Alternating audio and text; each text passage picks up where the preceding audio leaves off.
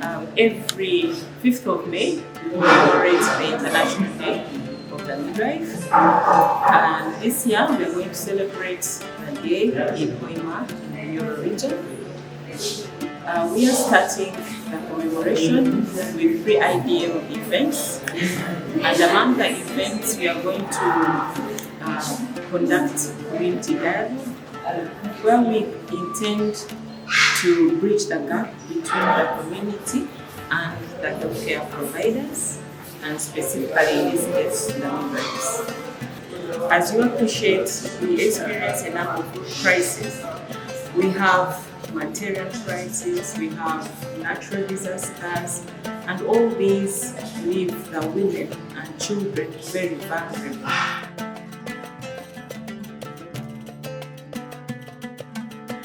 Domiciliary midwifery is following up a mother from the time the mother delivers to the time when the mother is taken to postnatal ward.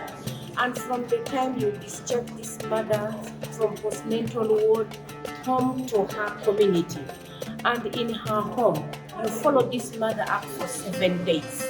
Every day you move to her home, you check on her, you take her observations, you advise her how to take care of the baby, the nutrition, how to breastfeed, and then how to clean herself, how to change her pads, and then you also move forward to the main community near her, the family. You start with the family, and then the nearby community, and you teach them about health-seeking behaviors, and you teach them how to eat, you teach them how to support each other, and you teach them how to take care of other children who are in the community. Because when this mother delivers and is going to the hospital, who is going to take care of the young one who is remaining at home?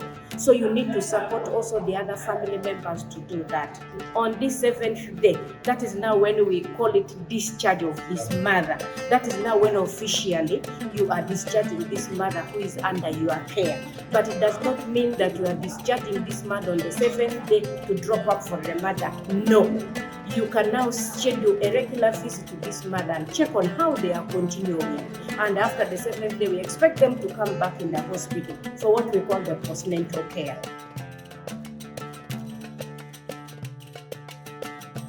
Many times, the midwives are left out in this disaster preparedness and responses. The midwife is not at that table where the decisions are being made. And yet, we need to be central to these discussions so that the right investment can be put in place. We need to see investment in terms of increasing the capacity of midwives. We need training for midwives to be able to handle these emergencies, to be able to respond to the crisis. Community midwifery is a very good approach, one that actually will help us, because we want to reach out to the community. So what more do we need?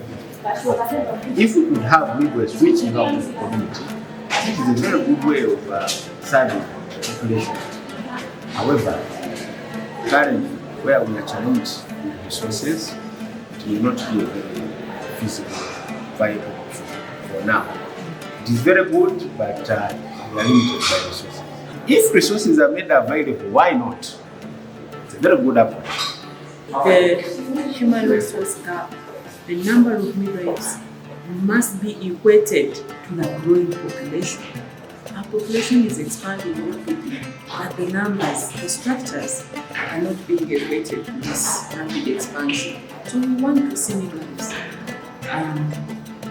increased in all facilities. Many people don't know they are supposed to come to hospitals, these services, so some of them will come late.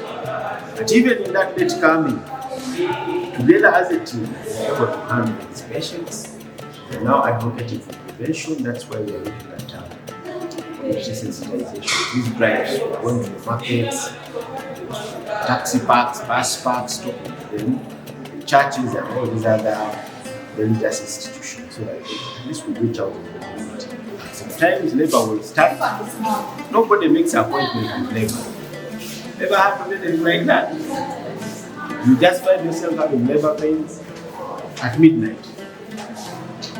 When that starts, it means you have to go to the hospital immediately, isn't it? Because yours, you've been operated twice before, there is no option of giving you a chance to try.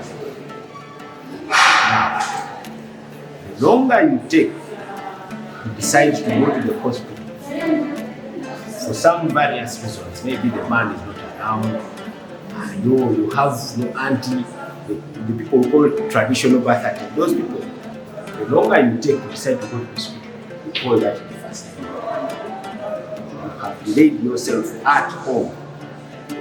What caused that might be social factors. Maybe the man says, I have to be the one to decide.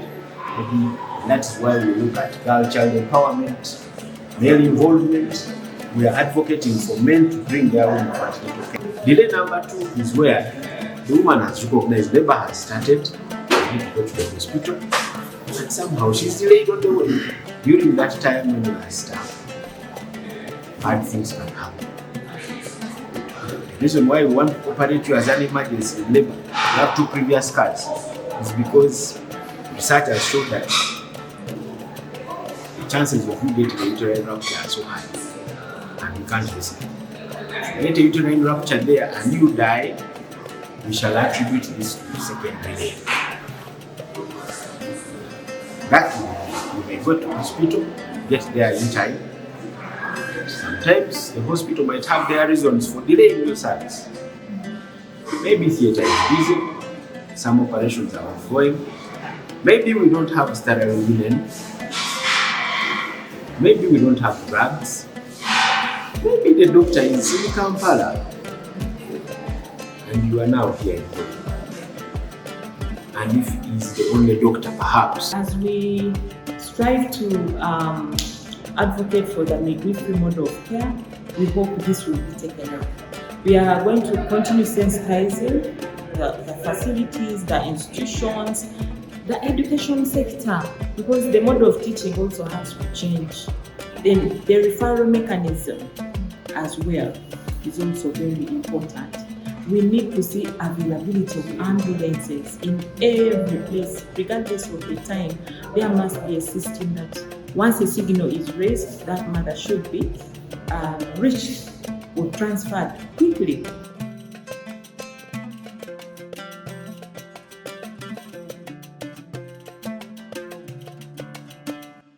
Download the app on App Store or Google Play Store now. Vision Digital Experience, the future of media.